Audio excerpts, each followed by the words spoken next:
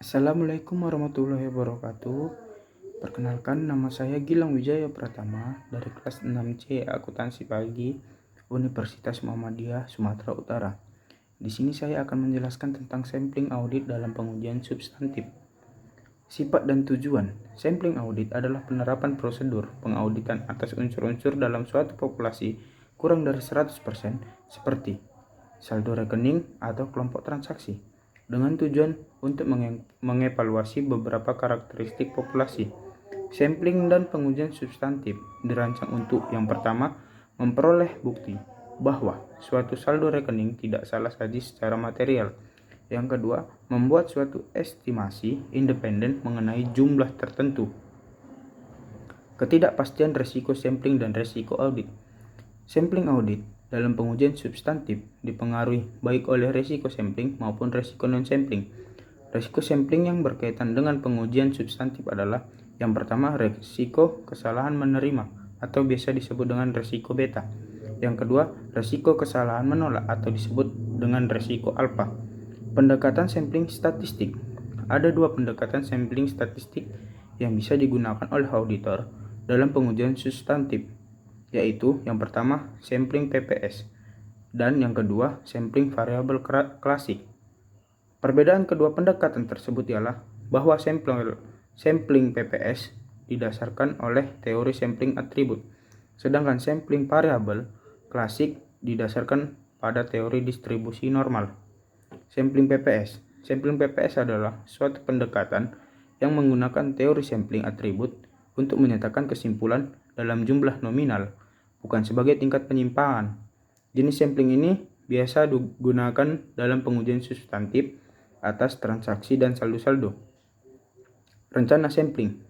Tahap-tahap dalam rencana sampling adalah yang pertama, menetapkan tujuan rencana, yang kedua, merumuskan populasi dan unit sampling, yang ketiga, menentukan ukuran sampel, yang keempat, menentukan metode pemilihan sampel, yang kelima, melaksanakan rencana sampling, yang keenam, mengevaluasi hasil sampel. Menentukan tujuan rencana sampling. Yang pertama, tujuan PPS. Yang paling umum adalah untuk mendapatkan bukti bahwa saldo akun yang dicatat tidak salah saji secara material. Menentukan populasi dan unit sampling. Yang pertama, populasi terdiri dari kelompok transaksi atau saldo akun yang diuji. Yang kedua, unit sampling dalam PPS adalah dolar itu sendiri dan populasinya adalah jumlah dolar yang sama dengan total dolar pada populasi tersebut. Menentukan metode pemilihan sampel. Metode pemilihan sampel yang paling banyak digunakan dalam sampling PPS adalah pemilihan sistematis. Metode ini memisahkan total populasi dolar ke dalam interval yang sebagian besar dengan dolar. Dengan demikian, interval sampling dapat dihitung dengan cara sebagai berikut. SI sama dengan BV per N. Melaksanakan rencana sampling. Pada tahap rencana ini, auditor menerapkan prosedur auditing yang sesuai untuk menentukan nilai audit setiap unit logis yang ada dalam sampel. Mengevaluasi hasil sampel.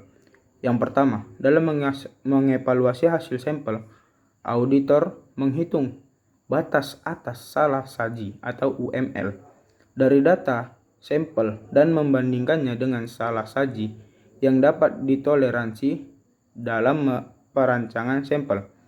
Batas atas salah saji dapat dihitung dengan cara sebagai berikut. UML sama dengan PM tambah ASR.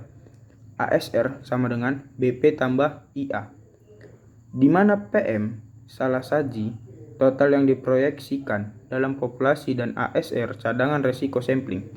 BP ketepatan dasar. IA cadangan incremental untuk resiko sampling. RF faktor reliabilitas. SI interval sampling.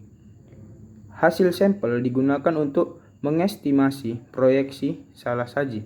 Jika tidak, BP sama dengan RF dikali SI.